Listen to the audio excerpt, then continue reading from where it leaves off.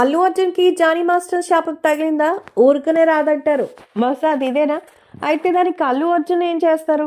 మొత్తానికి రేవంత్ రెడ్డి కక్ష కట్టేశారా అని కొంతమంది అంటున్నారు. సో ఆ సినిమాలో డైలాగులు ఉన్నాయో ఏమో కాబోలు. ఎందుకంటే తెలంగాణ రాష్ట్రానికి సీఎం ఎవరో తెలియదంటూ మరి ఆయన చేసిన వ్యాఖ్యల వల్లే సీఎం ఎవరో తెలిసిందిగా. రియల్ లైఫ్ లో పుష్పరాజ్, రేవంత్ రెడ్డి అంటూ కొంతమంది ఎలివేషన్స్ సైతం ఇచ్చేశారు రేవంత్ రెడ్డికి. సో రేవంత్ రెడ్డిని తెలంగాణ సీఎంగా ఆయన ఇంకా గుర్తించలేదు అంటూ మరి ఆయన మనోభావాలు దెబ్బతిన్నట్టుగా అయితే తెలుస్తోంది. ప్రస్తుతం ఈ విషయం మాత్రం సోషల్ మీడియాలో ఎంతో సెన్సేషనల్ గా మారిపోతోంది.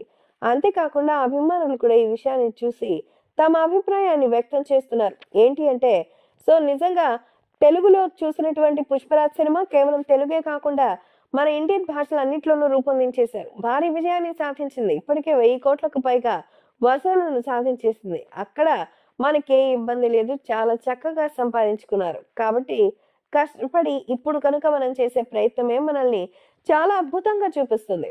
అందుకే ప్రతిదీ కూడా ఆలోచించి చెయ్యాలి అని అంటారు అల్లు అరవింద్.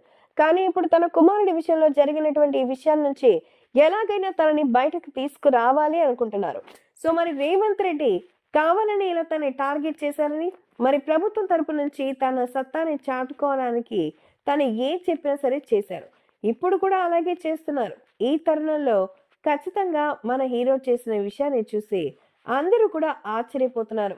అందుకే ఇది రేవంత్ రెడ్డి అల్లు అర్జున్ మధ్య గొడవగా వర్ణిస్తూ ఉన్నారు. మరి రేవంత్ రెడ్డి అల్లు అర్జున్తో నిజంగానే గొడవ పడ్డారా ఎప్పుడైనా అనేది మాత్రం తెలియాల్సి ఉంది.